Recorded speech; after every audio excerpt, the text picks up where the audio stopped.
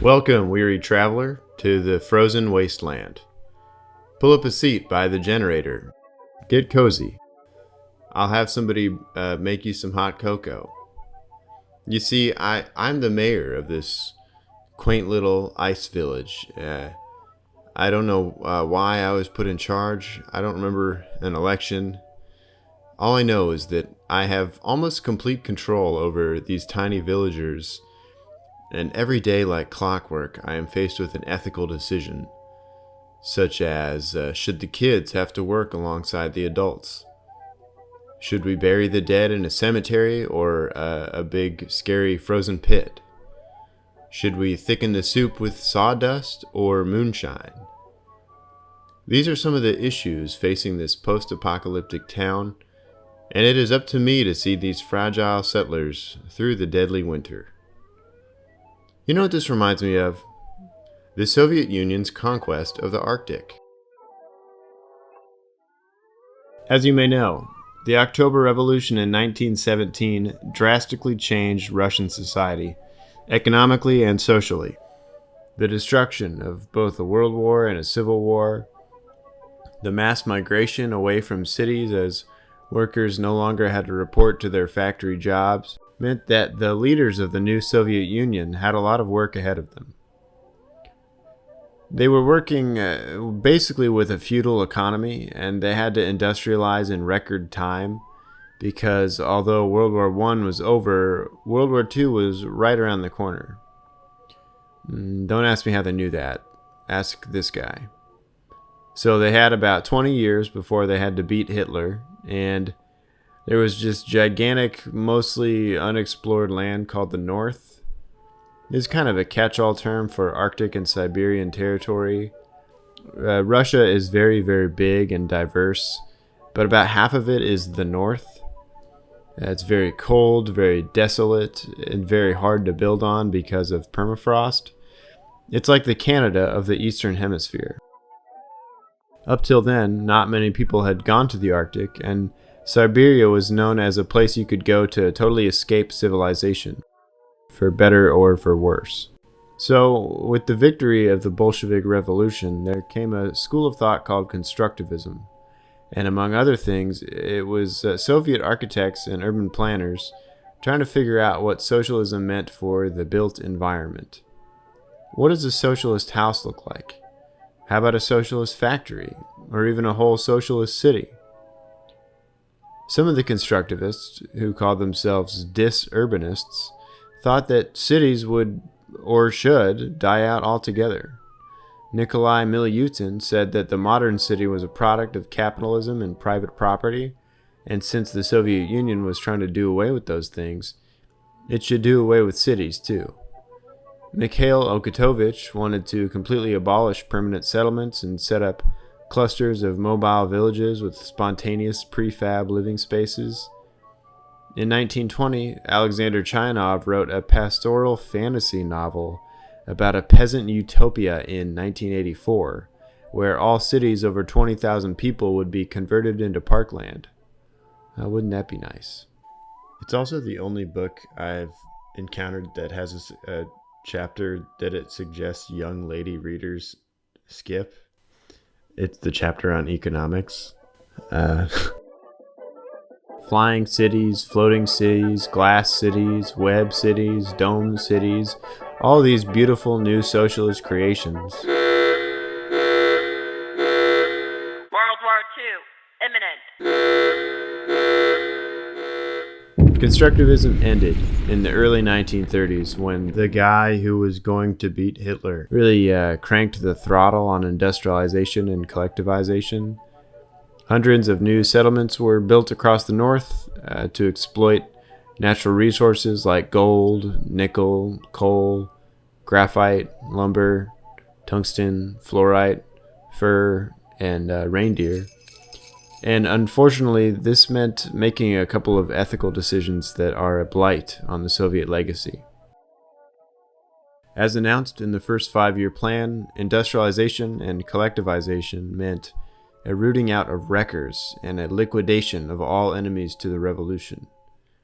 The first few decades of the Soviet conquest of the North were done predominantly with forced labor, with little regard to the comfort or well-being of these kulaks and political prisoners. Probably the most brutal example of this is in 1933 on Nazino Island, where a bunch of prisoners were deported and basically left to fend for themselves, leading to cannibalism. So, contrary to what the mainstream media will tell you, the Soviet Union did have flaws. So hundreds of gulag settlements were created across Siberia. The breakneck pace and unrealistic goals of the 5-year plans meant that these settlements prioritized industry over housing. They valued the extraction of resources over the health of the people living there. And even though constructivism was no longer in favor, some of its ideals remained, including that of colonizing the countryside. Aside from the harsh conditions, there was another obstacle facing the Soviets: the locals.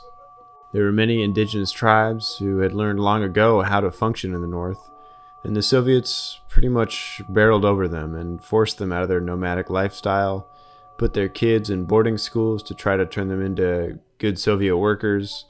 They arrested a lot of their leaders and called them kulaks because they had more resources than others. This was an arduous process called Sovietization that, despite its goals, ended up bearing a lot of similarities to what happened to the native peoples of the Americas. Soviet views of the northern indigenous populations flip-flopped between admiring them from afar as primitive communists and patronizing them as backward savages to be brought into the fold and liberated. As the economy was put into overdrive, this discussion took a back seat. You can read more about it in Arctic Mirrors, Russia and the Small Peoples of the North, which is 500 pages long, but very much worth the time.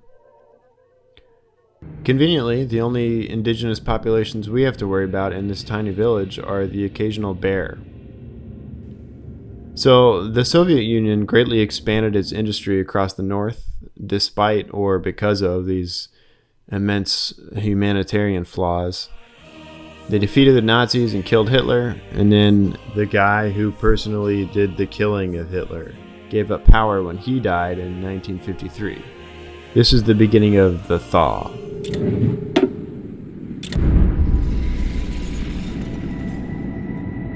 There was a long process of the guy who personally crept up behind Hitler, choked him out, and then threw him into an incinerator like a sack of wet mulch.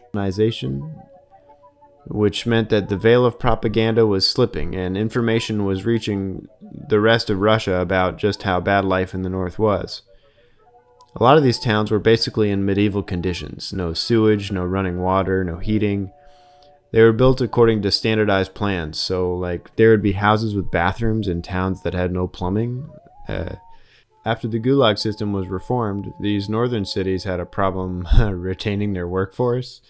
So to combat this, the party began appealing to Lenin youth organizations to send their best and brightest young workers to help build communism from scratch.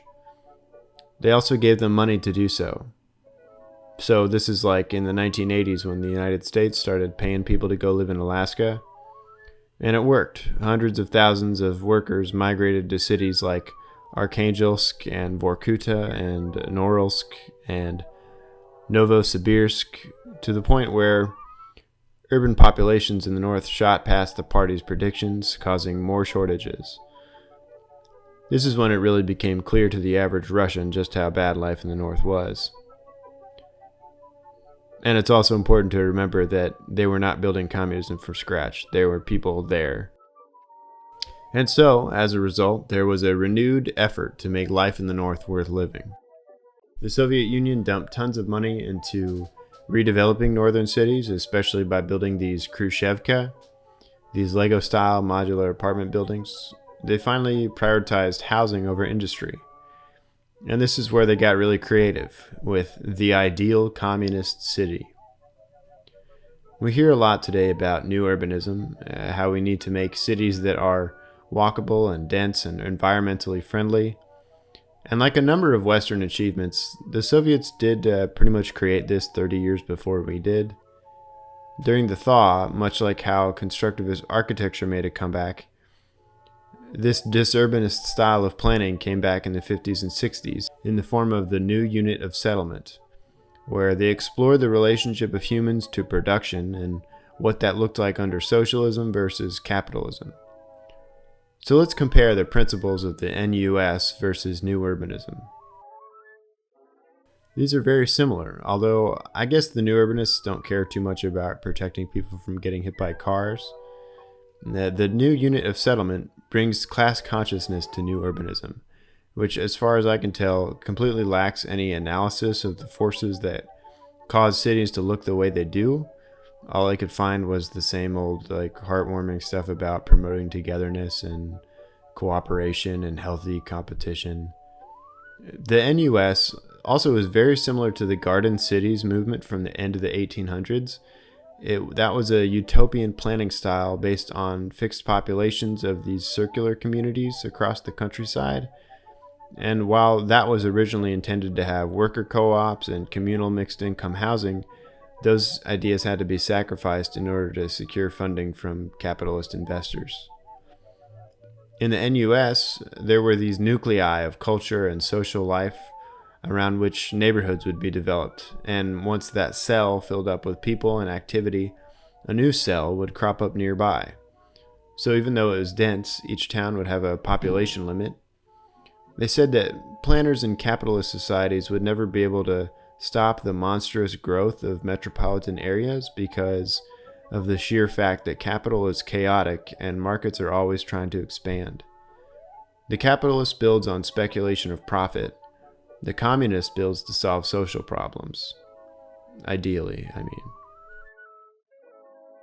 The North is where these ideas really became necessary.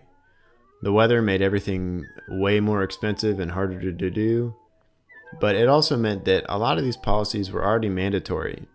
You had to put services close together so that people wouldn't be outside for that long, which meant that you built a cluster of houses around service buildings and then moved on to the next cluster.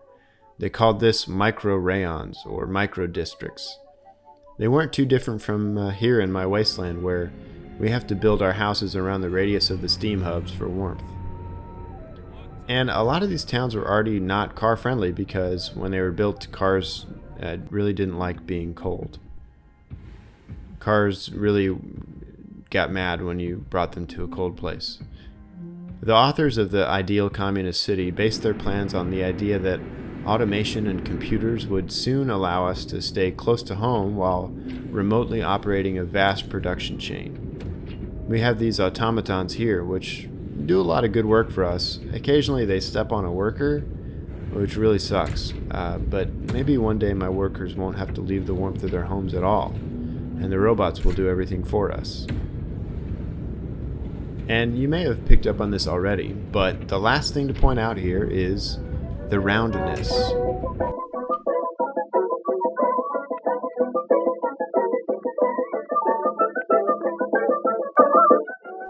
I have to design my city in these concentric circles because of this big generator that keeps everything from freezing to death. The Soviets also learned that you could make buildings themselves round to prevent snow buildup. My villagers haven't really picked up on that yet. But the idea of a radial city isn't new. From the garden cities to ancient towns in Central Asia to mythical Aztec villages, roundness has been used for evil too, such as in the Panopticon, where there's a central security guard keeping an eye on every single prisoner in a ring around him. That's like an inversion, where the nucleus is something the inhabitants don't see, instead of being a communal gathering spot. The Soviets were inspired by Western designers like Ralph Erskine and Fry Otto in Canada, and because of the Iron Curtain, nobody in the East or West really knew what had been actually built on the other side of the world, or whether it was just still a drawing. Unfortunately, a lot of these things remained only drawings because of funding constraints and the problem of inheriting the built environment from the planners who came before. Like who would do this? But there was Science Town. Akadem Gorodok was created near Novosibirsk in the late 50s as an insular community of researchers and academics built with these Khrushchevka housing blocks. Khrushchev himself visited while it was under construction and let everyone know that he knew that you shouldn't try to build skyscrapers in the Arctic. And while Akadem Gorodok didn't look much like those drawings, the next iteration did. This is Bio-Akadem Gorodok, 2 self-contained cells of microrayons arranged around a university campus with housing for 20,000 people, a kilometer of skywalks to shield them from the wind, nearly a perfect realization of the ideals of the new urban settlement. A place where humans can focus on doing what they do best, learning. That is, until we teach the robots how to learn for us. So, urban planners in the Arctic ultimately realized that complete isolation from the weather was way worse than integration with it, that humans are meant to live with winter as opposed to in spite of it. It might be too late for us here in this little apocalyptic digital world, but in the actual world, Arctic communities are bearing the brunt of climate change and pollution. As seasons become longer, as grass starts to grow where it never has, as indigenous peoples struggle to maintain their nomadic livelihoods. We're 20 years away from the Arctic being commercially viable as a trade route, which, if the rise of ecofascism is any indication, probably will pit a lot of interests against each other.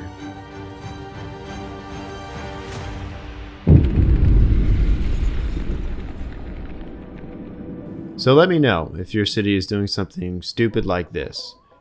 Or let me know what your city is doing to make life worth living. Or if you just think micro rayons are cool. If you like this, you can support future videos by signing up on Patreon. Just $1 from each viewer is an immense help, and there's bonus episodes on there as a thank you. If you want to learn more about constructivism, you can watch the video Civic Thick, which I can link in the description. And as always, if you feel I misrepresented the history of the Soviet Union, go ahead and send me a death threat in the comments or at honker3d@gmail.com. Alright, thanks for watching and happy holidays. I love you.